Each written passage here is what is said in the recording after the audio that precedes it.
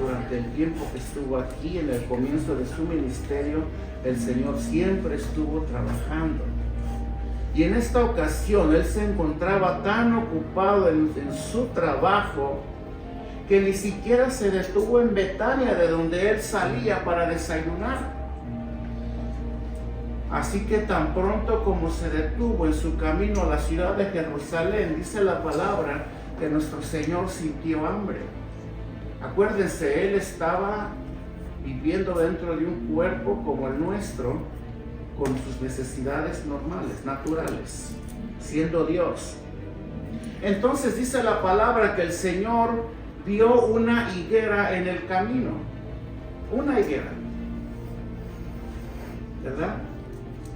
Una higuera un tanto frondosa que Él mismo, el Señor Jesucristo, pensó que encontraría fruto en ella, pero cuando se acercó a ella, el Señor se dio cuenta que no encontró nada, no había nada sino puras hojas. Era una higuera que estaba en el camino, lo cual significa que era una higuera pública. No estaba dentro de la propiedad de nadie. Por lo tanto, Él se acercó porque tuvo hambre, esperando encontrar algún fruto en la higuera, porque aparentemente estaba llena de fruto. Era solamente la apariencia del árbol. Yo no sé si se debía al suelo donde estaba plantada, pero esa situación en ese árbol era un tanto anormal, porque comúnmente en este tipo de árboles los higos crecen juntamente con las hojas. O sea que si tú miras un árbol de higos lleno, frondoso, es porque hay higos ahí, ¿verdad? Y el Señor se acercó con la intención de comer, pero no encontró nada. El Señor todo lo aprovechaba para dar enseñanzas. Él aprovechó la ocasión de ver un árbol frondoso, engañoso, para referirse con esto al formalismo religioso de los escribas y de los fariseos. Inmediatamente Él ve un árbol frondoso y luego viene a su mente, aunque vuelvo a repetirlo, nunca fue su intención. Vuelvo a repetir otra vez, su intención fue acercarse para comer de ese árbol. Amén. Pero resulta ser que de esto Él saca una enseñanza, refiriéndose a estos escribas. Estos escribas que, por cierto, carecían del fruto de la fe. Estos fariseos que, por cierto, carecían del fruto del arrepentimiento. Y también carecían de amor. Porque eran fariseos. Ellos conocían la ley. Conocían la palabra, conocían la Torá, ellos sabían lo bueno y lo malo, pero ellos carecían de fe para poner por obra todo lo que ellos conocían. Ellos carecían de arrepentimiento, lo cual, sabiendo ellos que este era uno de los principales requisitos de Dios para los hombres, ellos carecían de eso. Más al contrario, acuérdense, ellos iban en contra en todo momento de lo que Jesús enseñaba. El Señor había venido a anunciar el reino de Dios, y por el arrepentimiento Él venía a anunciar el reino de Dios, pero ellos mismos, aunque lo sabían, no lo hacían. Carecían del amor ferviente hacia sus prójimos. Esos eran los fariseos. Hermano, en el Antiguo Testamento, los que están familiarizados con el Antiguo Testamento, la higuera precisamente representa al pueblo de Israel. ¿Sí? Y eso lo corrobora, o sea, nomás si gustan, no, Oseas 9:10, Nahum 3:12, como referencia bíblica. Pero en esta ocasión, Jesús usa la higuera que se encontró en el camino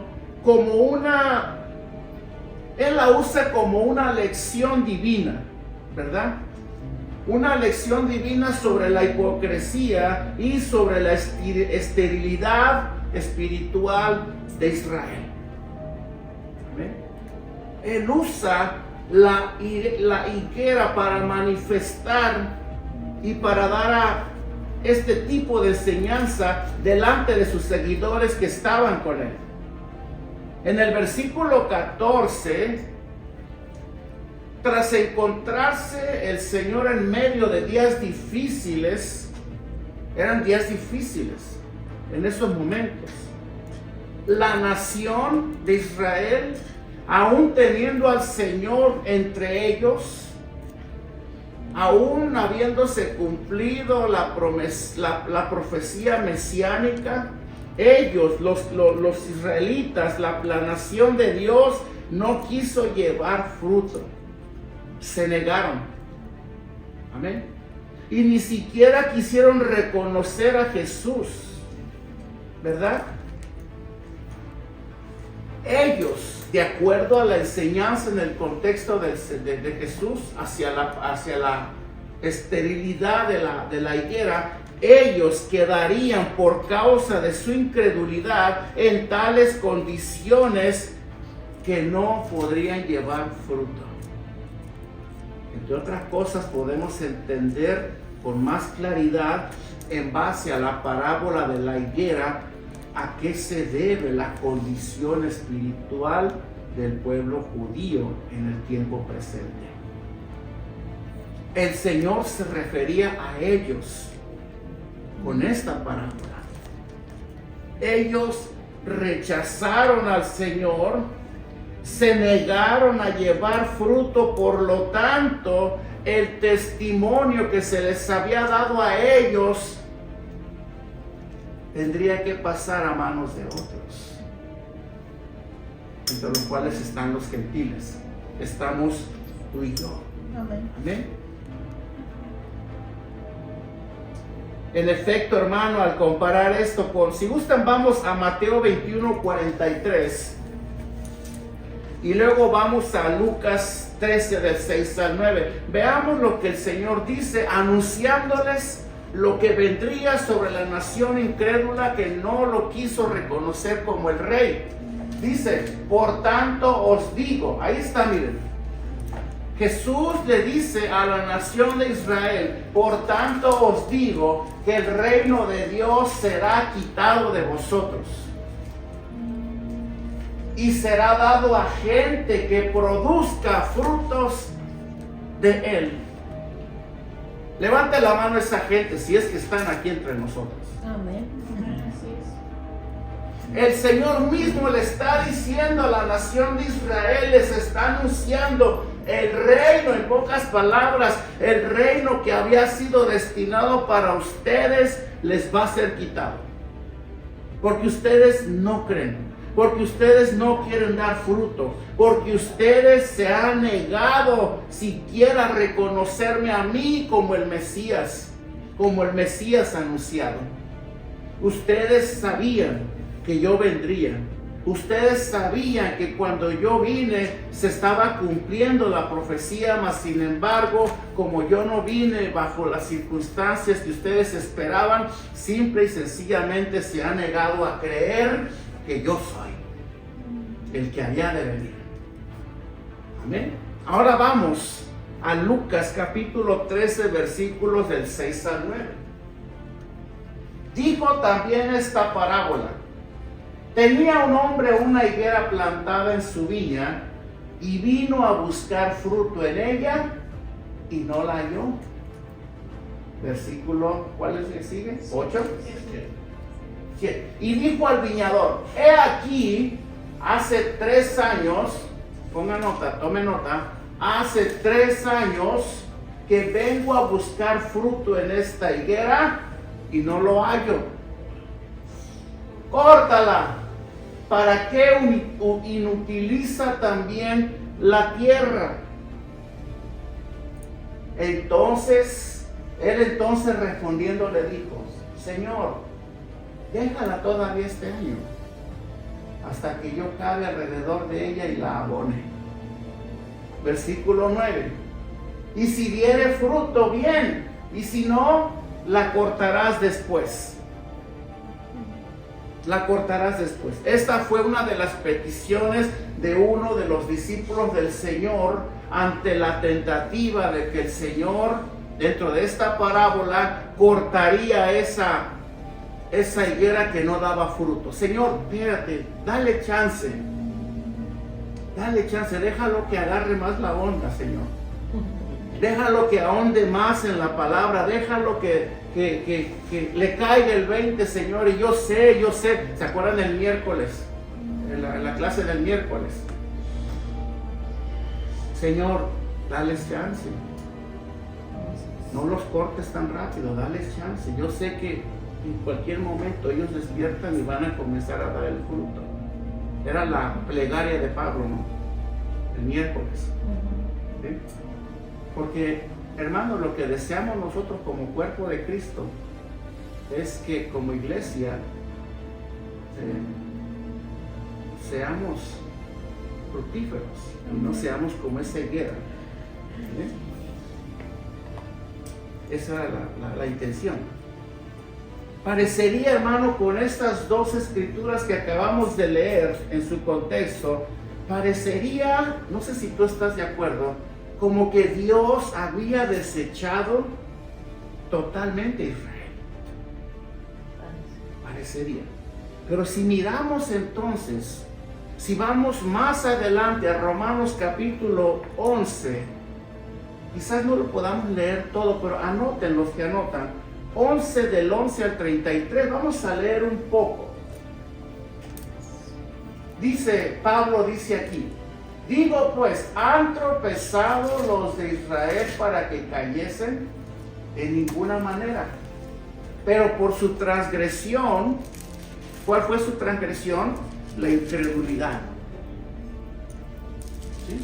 Vino la salvación a los gentiles. Los que se perdieron la clase de Romanos, cuando estudiamos el libro de Romanos, ¿se acuerdan? Hablamos mucho de esto. Que gracias a la incredulidad de los judíos, la salvación pudo venir a nosotros. Ya estaba anunciado, el Señor les dijo: se los voy a quitar y se los voy a dar a gente que de verdad saque provecho del reino y dé fruto. ¿Sí? En ninguna manera, pero por su transgresión vino la salvación a los gentiles para provocarles a celos. Versículo 12. Y si su transgresión es la riqueza del mundo y su defección la riqueza de los gentiles, ¿cuánto más será su plena restauración? Pablo está diciendo, al final del tiempo, la nación de Israel va a ser redimida por Dios, porque es la promesa, la nación escogida de Dios. Pero ahora por un tiempo, y eso es a donde quiero llegar, ahora por un tiempo el Señor ha tenido que cortar la bendición que había para los judíos para hacernosla llegar a los gentiles. El 13. Porque a vosotros hablo, gentiles, o sea, nosotros, Pablo dice, por cuanto yo soy apóstol a los gentiles, honro mi ministerio. 14. Pero si en alguna manera pueda provocar a celos a los de mi sangre, ¿a quién se refiere ahí? A los judíos. Y hacer salvos a algunos de ellos. Hay mucho judío que aún no es salvo, hermano. Hay mucho judío que aún está en el limbo. Amén. Porque ellos aún no creen todavía. Y 14, 15. Porque si su exclusión es la reconciliación del mundo, ya ven, hubo un propósito de Dios. ¿Cuál fue el propósito de Dios? Reconciliarse con el mundo, con el resto de los gentiles. ¿Qué será su misión sino vida entre los muertos? Solamente voy a llegar hasta aquí. Pero podemos nosotros de pronto entender, ¿será que Dios desechó a Israel? No, no lo ha desechado. Y también les aconsejo que debemos de ser cuidadosos nosotros el no confundir entre cortar y arrancar. ¿Sí? Dios no ha desechado a su nación, pero sí, como vuelvo a repetirlo, Él tenía un propósito para con el resto del mundo a través de la incredulidad de ellos. Pero es peligrosísimo decir que Dios le dio la espalda a su pueblo totalmente, porque no es así. Amén. Hermanos, para nuestra información, porque estamos hablando de la higuera, ¿sí? Las higueras son una fuente de alimentación, de alimento económico en Israel. Ese es un producto muy comercializado allá en Israel. Por cierto, dicen los que se dedican al cultivo de las higueras, que después de plantarlas tarda 3 años en poder recoger su primera cosecha. O sea, tardan 3 años en poder dar el fruto, y lo hace 2 veces al año. Estos árboles dan fruto, y fruto abundante, hermano, 2 veces al año, a finales de la primavera y a principios del otoño. Estos árboles son muy fructíferos. Y como vuelvo a repetirlo también, una de las características, y es lo que causó asombro al principio, aún delante de los discípulos, que se encuentran con un árbol donde supuestamente ya lleno de hojas, debió de haber habido higos también, pero estaba sin higos, solamente eran puras hojas. ¿Sí? Esto que ocurrió con Jesús, hermano, es en esa ocasión cuando el Señor se encontró con esta higuera, ocurrió cerca de la primavera, cuando las hojas de los árboles aún comenzaban a brotar, apenas comenzaban a brotar. Amén. Era ya casi como que ya estaba, pero aún con eso, esa higuera tenía que estar dando frutos ya, porque el fruto crece junto con las hojas. Ahora, las palabras de Jesús hacia la higuera pueden aplicarse a la nación de Israel, como vuelvo a repetir. Una nación que parecía fructífera en su momento, pero espiritualmente era estéril. Por eso el Señor usa esta parábola y todo lo que sucedió dentro de este acontecimiento para referirse a la nación de Israel. Amén. Y en cuanto a la maldición del Señor hacia la higuera, la cual había sido ¿cuál? Que nadie vuelva a comer fruto de ti. Esa fue la maldición del Señor. El Señor se enojó, hermano. Se enojó porque no halló fruto en esa higuera. Y Él la maldijo. Sí, el Señor maldijo la higuera y le dijo que nadie coma fruto de ti. Hermano, y como fue la maldición de Jesús, el efecto de esta maldición tuvo un efecto que se había hecho muy profundo. ¿Por qué? Porque ese árbol se había secado desde la raíz. Hermano, ese árbol que el Señor maldijo se secó, y se secó desde la raíz. ¿Por qué? Porque si no iba a llevar fruto, pues que tampoco llevase hojas, ¿no? Y así ese árbol no engañaba a nadie. Hermano, ¿qué responsabilidad nosotros como creyentes tenemos delante de Dios? Si nosotros decimos que somos cristianos, es porque estamos dando fruto. Amén. ¿Sí? Hermanos, si no vamos a dar fruto, mejor no digamos que somos cristianos.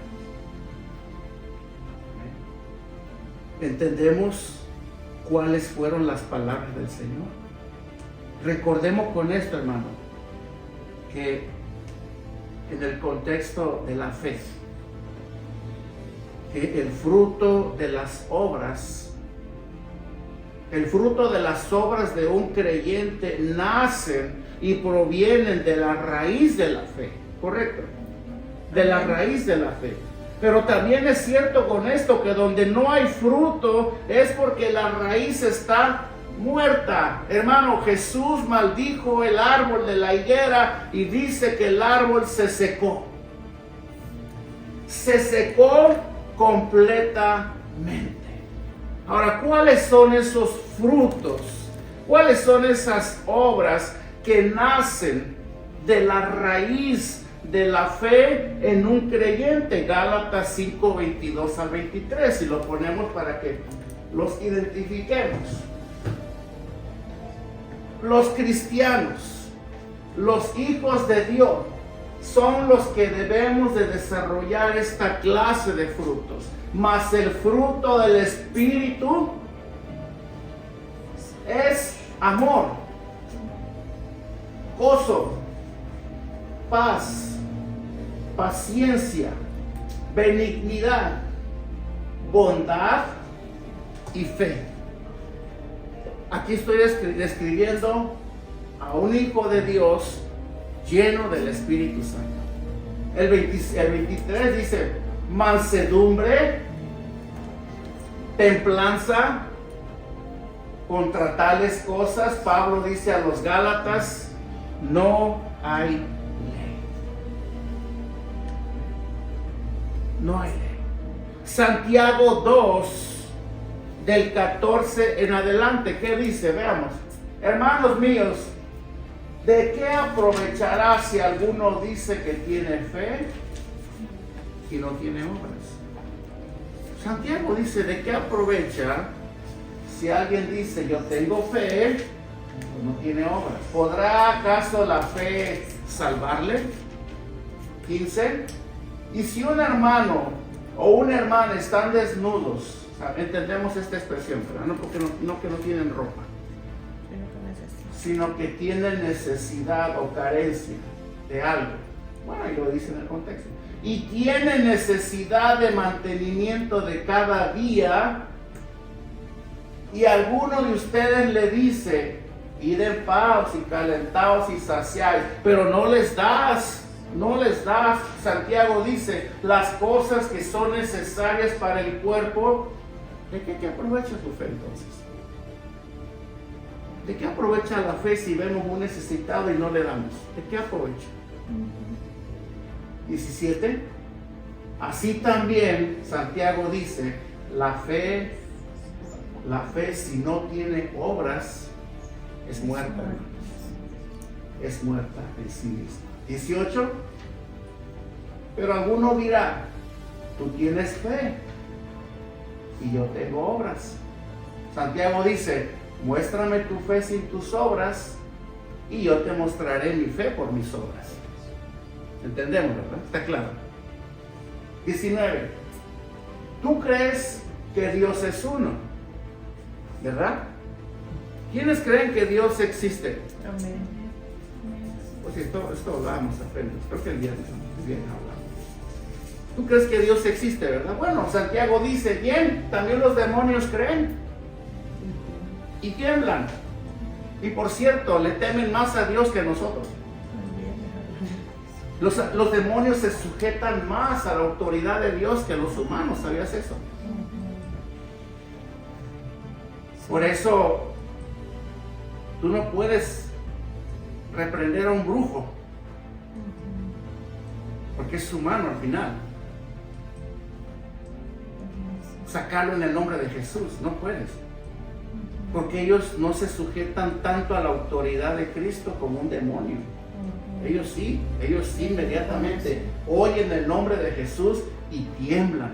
Ellos creen que el poder de Dios es real. Versículo 20. Mas ¿quieres saber, hombre vano, que la fe sin obras es muerta? Hasta ahí dejamos, hasta ahí, nada más.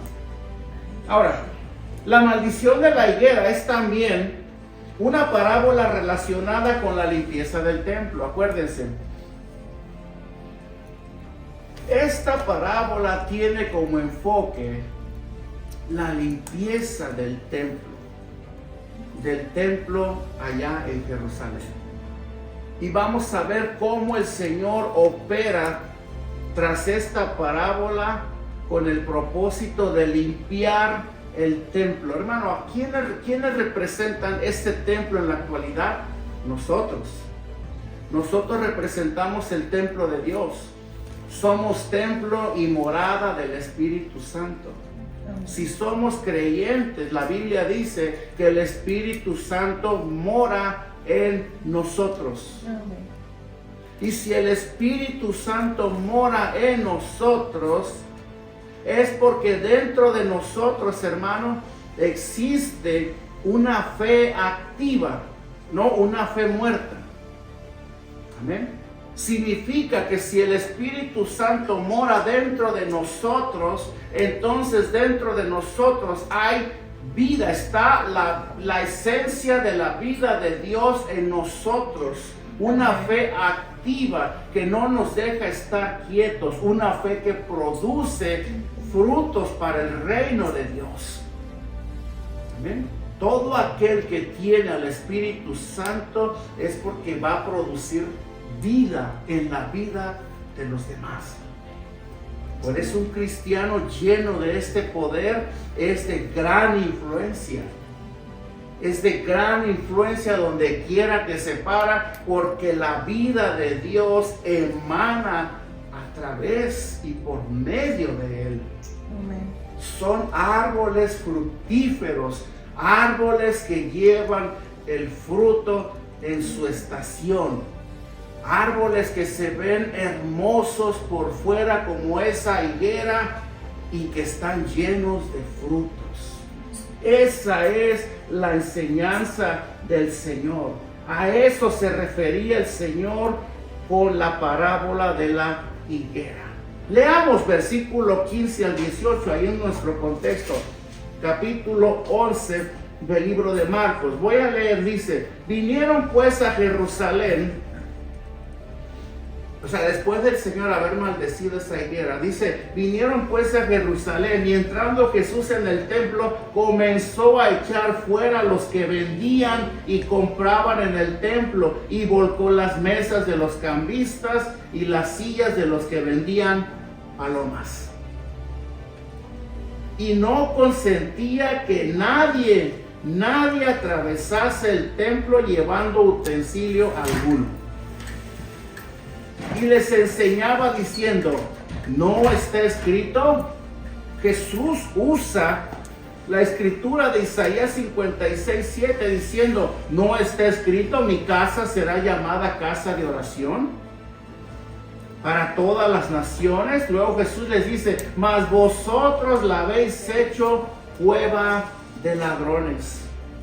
Y lo oyeron los escribas y los principales sacerdotes, y buscaban cómo matarle, porque le tenían miedo, por cuanto todo el pueblo estaba admirado de su doctrina. Pero al llegar la noche, dice la escritura, que Jesús salió de allí. Hermano, Jesús tuvo que entrar al templo y limpiarlo. Dice la historia que el templo allá en Jerusalén, el cual había sido dedicado única y exclusivamente para la oración, para la devoción de los fieles, de los creyentes, y particularmente hablando de una área, la cual eran los atrios del templo, que estaba destinada para la adoración de los gentiles. De los gentiles la habían convertido en un lugar de comercio. El Señor llega y mira que en lugar de haber gente orando, humillándose, adorando a Dios, gente comercializando por todos lados. Ya ni siquiera los gentiles podían hacer uso de ese espacio que se les había dado dentro del templo, porque había gente pasando de arriba para abajo con sus mercancías.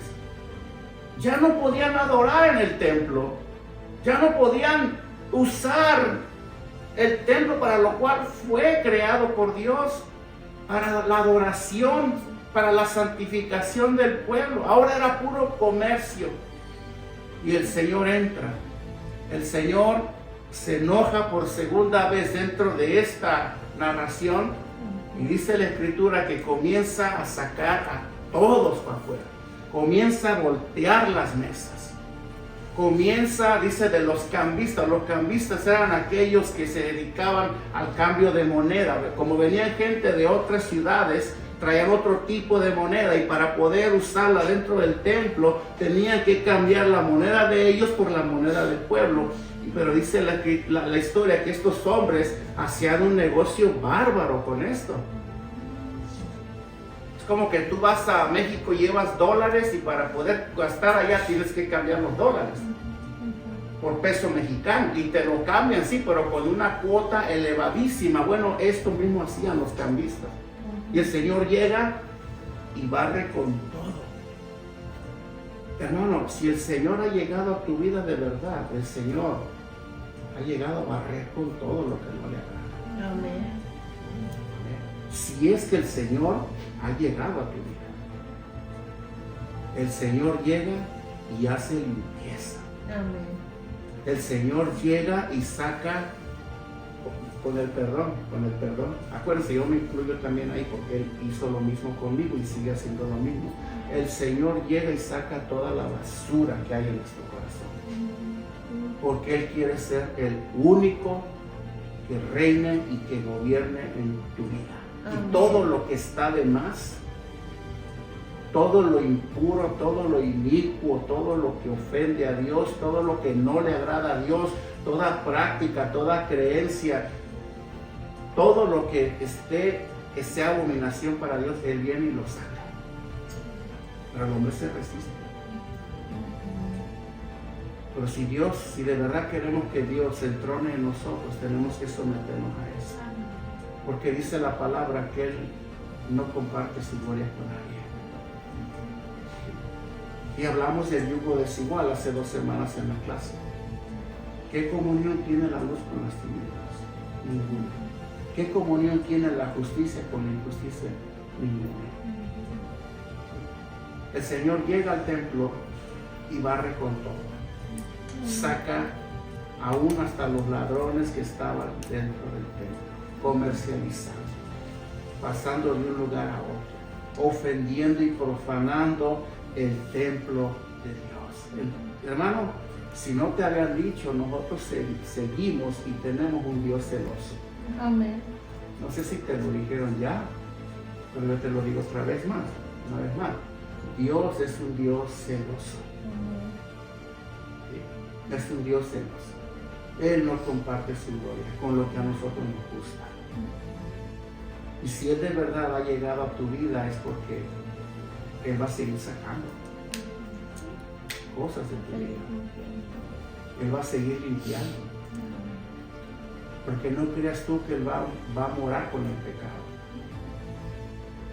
Él no va a morar con lo profano. Él no va a morar en una casa contaminada. Porque Dios habita en medio de la santidad de su pueblo.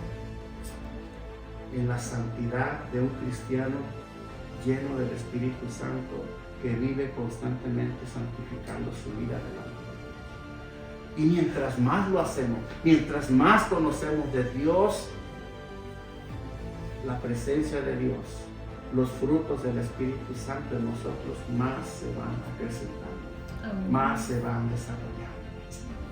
Ahora entendemos la intención de los textos que acabamos de leer. Limpiar el templo de Dios. ¿Amén? Hermano, esta higuera se veía prometedora, pero en realidad no tenía frutos. ¿Cuál higuera? La que el Señor se encontró en el camino. Esa higuera engañosa, llena de hojas, atractiva, como diciendo, ven, aquí tengo muchos frutos. No tenía frutos. Hermano, el templo debía de ser un lugar de adoración. Pero lo que allí sucedía, de acuerdo al testimonio que acabamos de leer, no era adoración verdadera.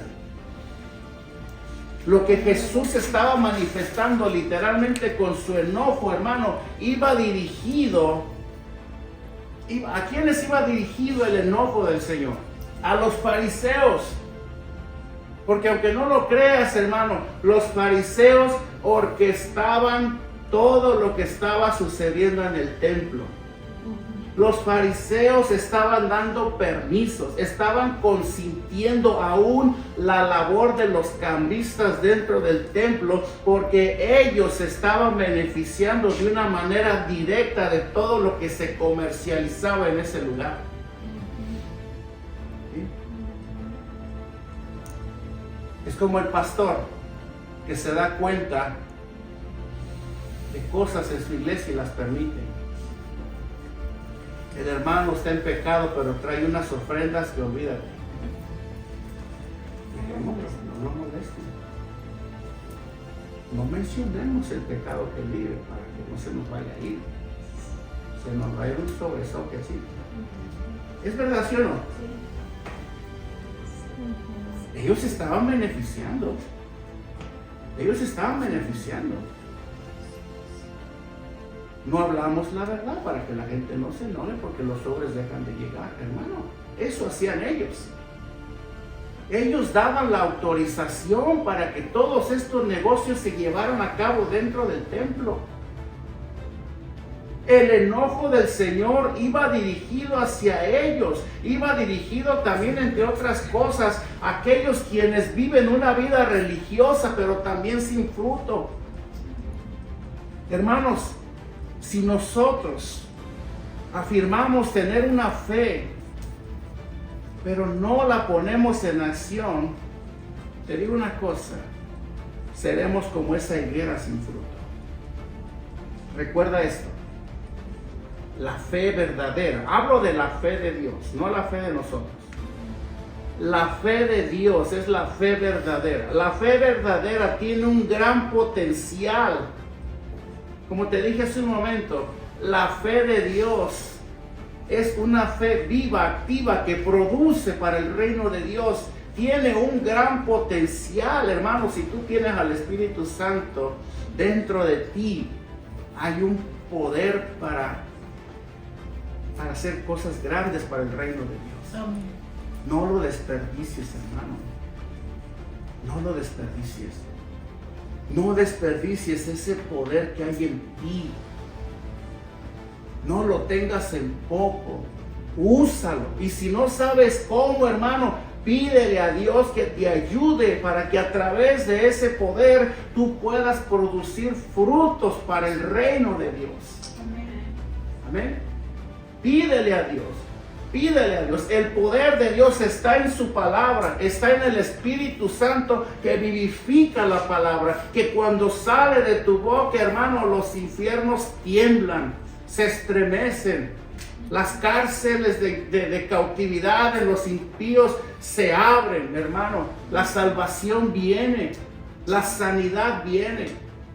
Ese es el poder, hermano, que no es nuestro. El poder de Dios que a Él le ha placido poner dentro de nosotros. Amén. Ahora en el versículo 21 al 22 leemos, ya casi estoy terminando, dice 20 al 22, dice la palabra: y pasando por la mañana, o sea, ya después de que el Señor había limpiado el templo, ya iban de regreso. Pero los discípulos se acordaron de la higuera, porque en el regreso vieron a la higuera que el Señor había maldecido, vieron que se había secado desde las raíces. ¿Sí? Entonces Pedro, acordándose, le dijo: Maestro, versículo 21, mira, Maestro, mira, la higuera que maldijiste se ha secado. Como que Pedro no sabía, ¿no? Como que se admiró. Mira, Señor, se secó la higuera. Respondiendo, Jesús les dijo: tened fe en Dios. Vemos la sorpresa de los discípulos ante este hecho. Por supuesto, hermano, como dije al principio, el Señor todo lo usa.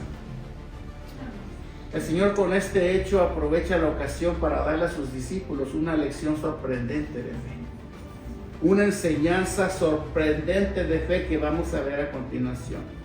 Cristo, tras estos acontecimientos, quería enseñarles que una fe viva es capaz de poner en nuestras oraciones, hermanos, un poder semejante, no solamente para secar una higuera, sino para arrojar al mar una montaña. Versículo 23 dice: porque de cierto os digo, que cualquiera que dijere a este monte, quítate y échate en el mar, y no dudar en su corazón, sino creyere que será hecho lo que dice, lo que diga, le será hecho. Ahora, no te vayas a poner a tratar de mover montañas saliendo de aquí. No se refiere a eso, hermano. ¿Vas a creer que hay gente que toma estas escrituras en una manera literal y se salen a reprender los ciclones, las tormentas, y se pueden hacer? El hecho de que el Señor las hizo, o alguno de sus escogidos con propósitos las hizo, no significa que nosotros las podemos hacer. ¿Sí? Ay, ese cerro se ve muy feo frente a mi casa, te ordeno que te muevas en el nombre de... No, hermano, no hagas eso. Y si lo vas a hacer, asegúrate que sea Dios el que te está mandando a hacerlo, no sea que quedes avergonzado. Más si quieres tener público. ¿Cuántos falsos profetas quedan avergonzados al final? Cancelando el COVID, reprendiendo la enfermedad, y la enfermedad sigue y hasta mata a la gente. ¿Sí o no es cierto? Sí. No, hermano. Jesús no se refería a mover un monte de una manera literal, sino Jesús se refería a la verdad de que para Dios, de acuerdo a Lucas 1:37, que para Dios no hay nada imposible. Tener fe en Dios fue la respuesta del Señor a Pedro. Tengan fe que Dios, para Dios no hay nada imposible. Porque si ustedes tienen la fe para decir que este monte se mueva del lugar, hermano, este monte se moverá. Pero ya explicamos a qué se refería el Señor. No a mover montes de una manera literal. En sí, hermano, con las palabras del Señor, versículo 21 al 22, el Señor se refería a la fe que sus demás discípulos usaban para mover montañas, sí, pero montañas de incredulidad. Esa fe, por lo que te dije hace un momento, si tú llegas a darte cuenta algún día del poder tan grande que hay en ti por el Espíritu Santo, si eres un verdadero creyente, hermano, dentro de ti hay una fe, un poder formidable. Porque a través de esa fe en lo que Dios puede hacer, hermano, nosotros podemos hacer que las montañas de incredulidad se muevan. ¿Amén? Con la predicación del Evangelio. No porque te vas a declarar que se vaya la incredulidad, no, con el anuncio del Evangelio, anunciando la palabra de Dios. La palabra de Dios encierra en sí misma un poder para mover todo tipo de montañas, montañas de pecados, montañas de pecados. Ese poder que Dios pone en nuestras oraciones es para mover los pecados de un pecador que no ha hecho otra cosa en toda su vida más que sumirse en el pecado. Dios puede mover, puede quitar, puede erradicar todo eso en la vida de una persona. Ese es el poder. Amén. Amén.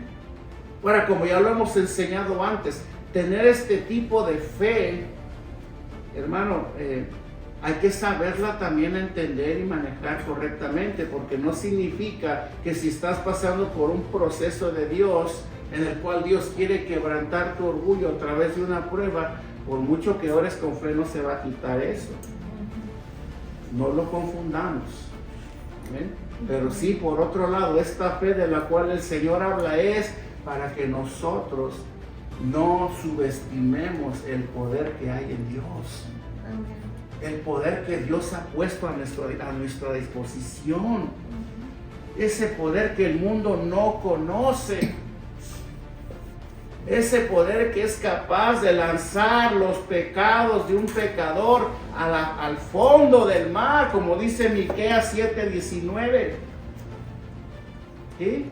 Miqueas 7:19 dice: y Él volverá a tener misericordia de nosotros, sepultará nuestras iniquidades y echará en lo profundo del mar todos nuestros pecados.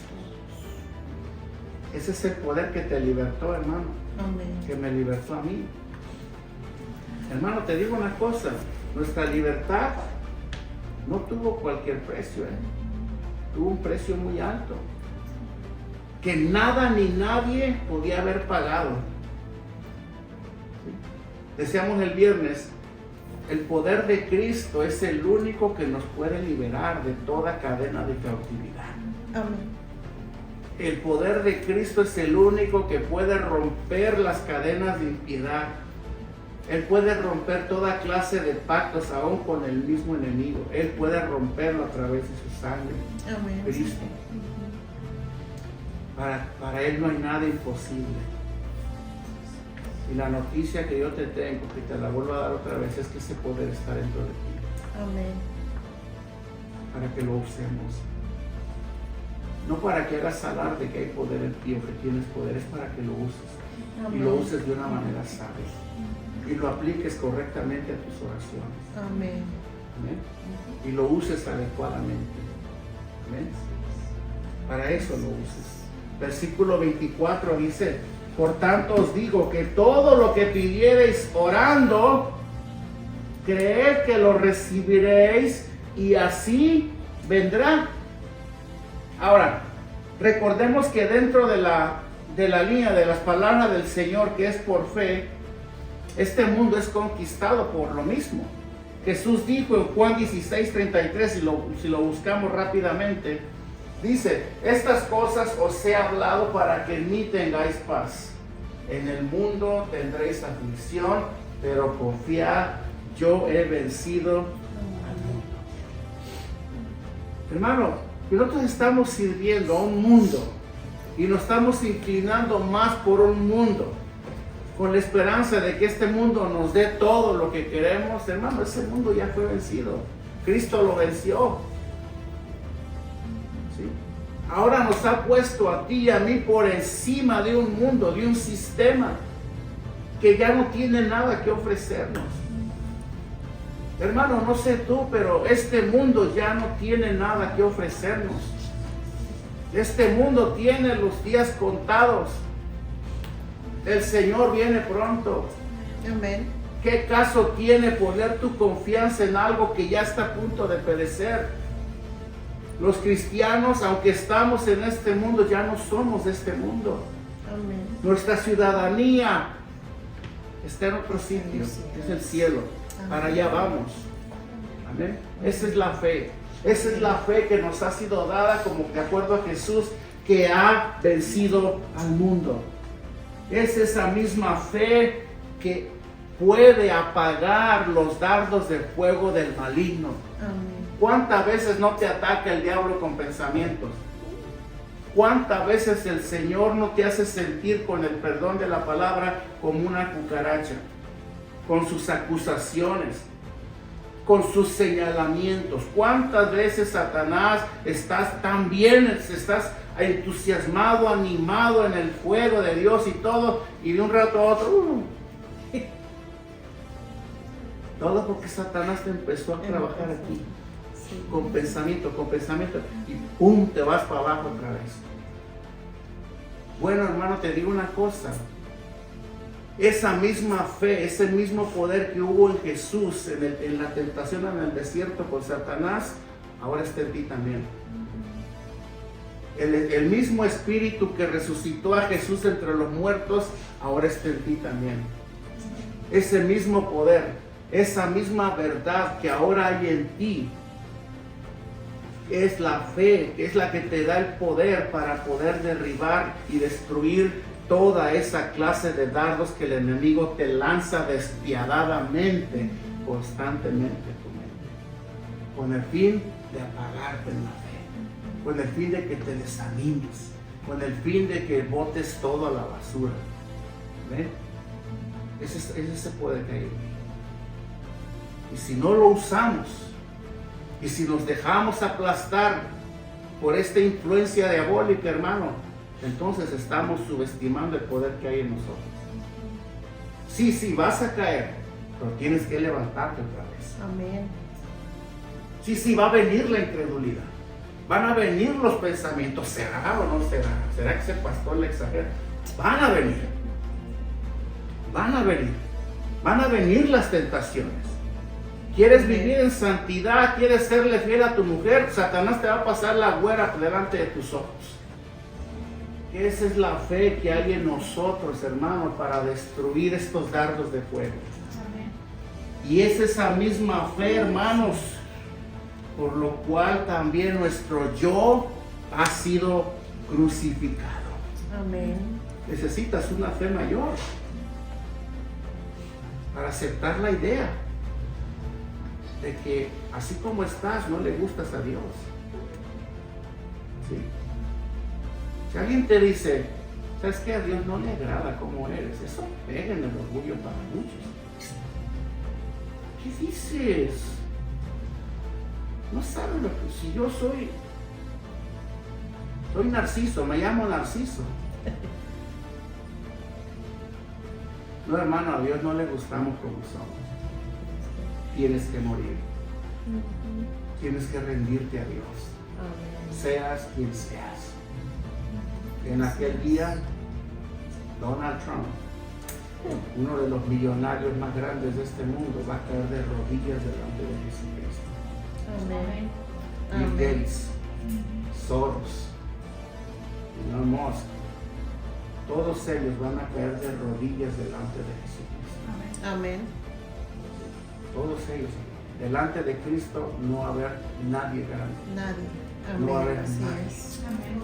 Así es. En aquel día, todo, dice la palabra, toda rodilla se doblará y toda boca confesará que Jesús es el Señor. Amén. ¿Ven? Pero además de la fe, hermano, de la fe que se nos ha sido dada, es necesaria otra condición para que nuestras oraciones sean contestadas. Acuérdate, la higuera representa la limpieza del templo de Dios. Lo que hizo Jesús en el templo, lo que Jesús está haciendo con nosotros. Si tú no te dejas podar, no vas a dar frutos. Mas al contrario, si tú estás dando frutos, dice la palabra de Dios, y aún con dando frutos eres probado, que es más probable que así va a ser, es porque el Señor te está limpiando para que sigas dando más frutos. Amén. Si tú plantas una naranjada en el patio de tu casa y ves que está dando naranjas bonitas, pero de pronto ves cizaña alrededor, ¿qué haces? Hay que cortarla para que siga dando más. Eso lo mismo hace con Dios con nosotros. Pero es necesario que aprendamos los principios que Dios ha establecido para poder nosotros hacer uso adecuado de esta fe. Ser limpiados, no ser como esa higuera, no aparentar que somos algo y no somos al final. Cuando Jesús venga, dice, ¿hallará fe en la tierra?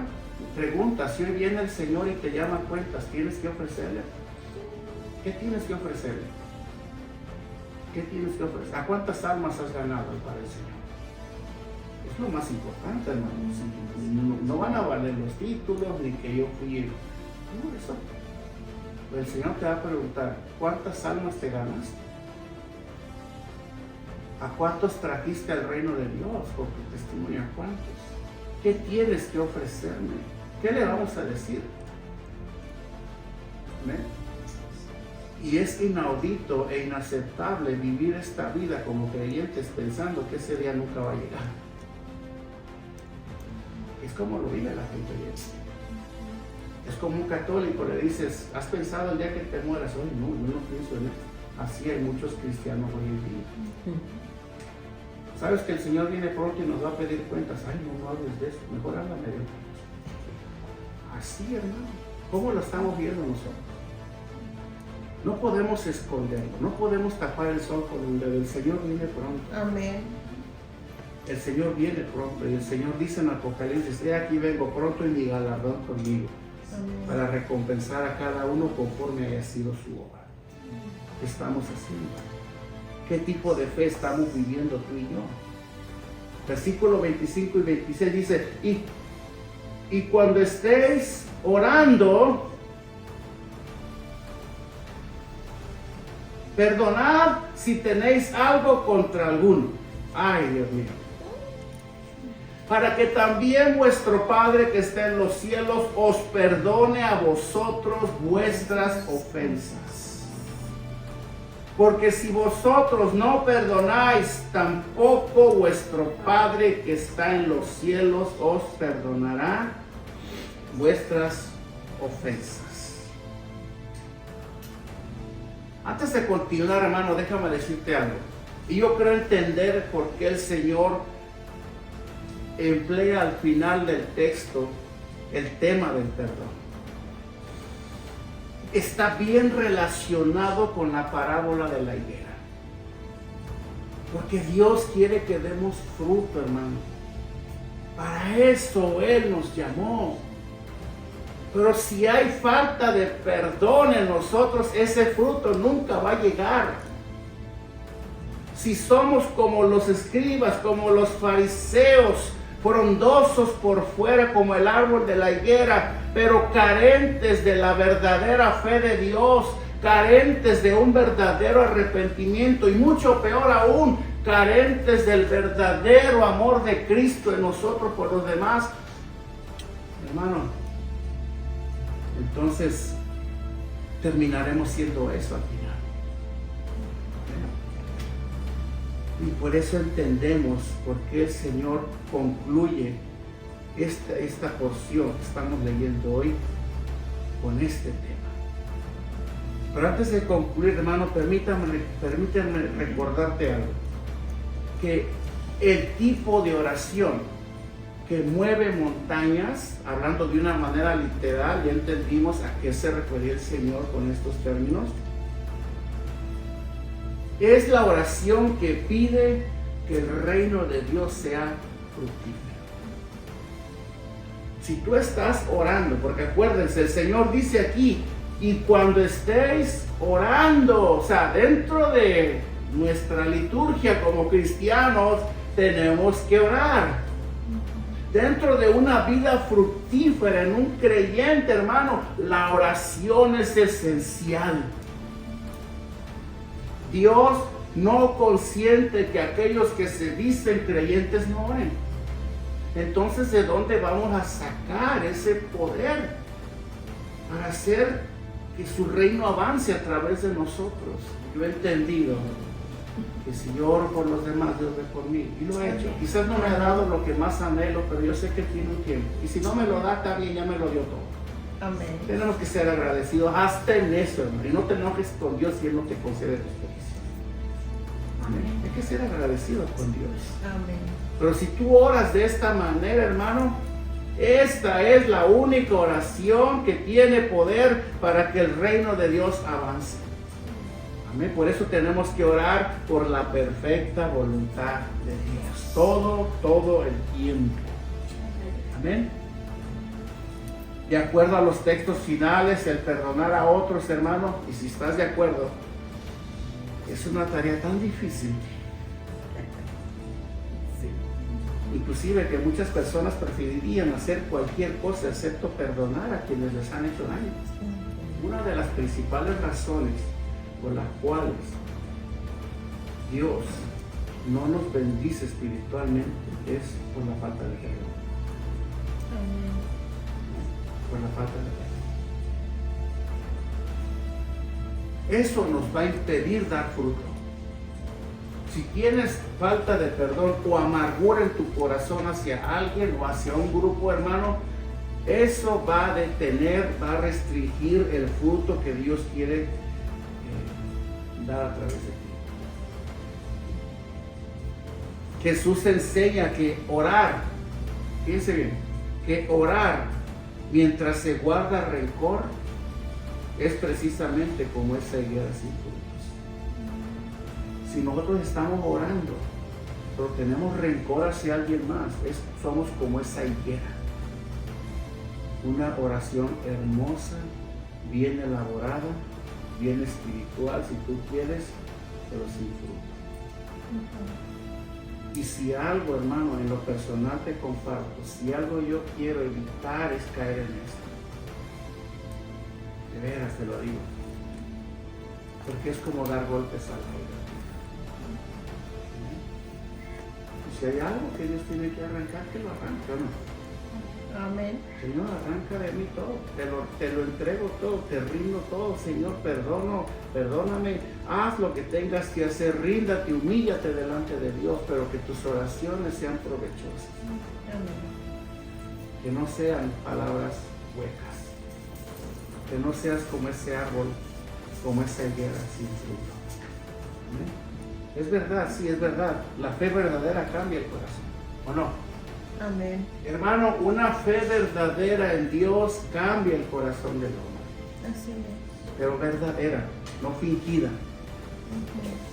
Por eso Pablo le dice a Timoteo y lo elogia por causa de su madre y su abuela. Ustedes tienen una fe no fingida. Porque podemos fingir tener fe y ser como ese árbol frondoso lleno de hojas, pero sin frutos. Podemos fingir ser buenos cristianos, ¿o no? Podemos fingir ser aleluyas. Podemos hablar hasta el idioma de un cristiano. Pero al final no serlos. ¿Por qué?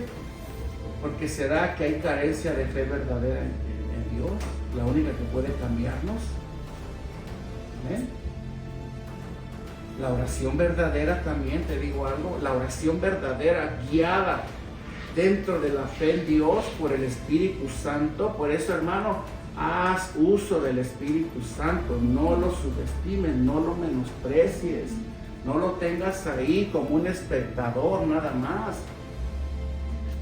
No camines por este mundo ignorando que Él está ahí esperando que tú lo tomes en cuenta, que tú le pidas, que tú asistas, que tú acudas a Él, que tú te refugies en Él, que tú le pidas dirección, sabiduría, poder, todo. No lo subestimes, Él está ahí. Amén.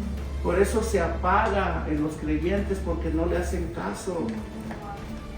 Por eso el creyente comienza bien, vienen a la iglesia el domingo y aquí con el fuego de algunos se prende un poco, el espíritu como que, pero saliendo de ahí entra la llamada. Ya lo apagaste, porque ya te dieron una mala noticia, porque ya te enojaste, porque llegando al carro ya te enojaste con tu mujer. Ya te enojaste con tu hijo, con tu hija. Ya lo apagaste. Ya empezaste a hablar mal de alguien. Ya lo apagaste. Hermano, nosotros somos los que provocamos que el espíritu se apague.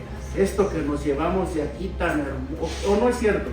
Amén. Esto que nos llevamos de aquí cada domingo, no sé tú, pero yo es hermoso, pero así como es de hermoso, fácilmente se diluye saliendo de aquí, porque nos enfrentamos a la realidad de un mundo cruel y que está en contra de todo lo que tiene que ver con Dios, y nosotros cedemos. Amén. Y lo apagamos. Lo apagamos. Así en cuestión de minutos perdemos la bendición, no vamos saliendo ni de aquí a la entrada, ya la perdimos. ¿Se dan cuenta la seriedad que esto tiene? La verdadera oración, hermano, la que es guiada por este poder, es la que desmantela dentro del corazón de los hombres el orgullo y del deseo de toda venganza. Amén. Amén. Y precisamente es la que reemplaza con el amor de Dios, con el amor de Cristo, el orgullo caído del hombre.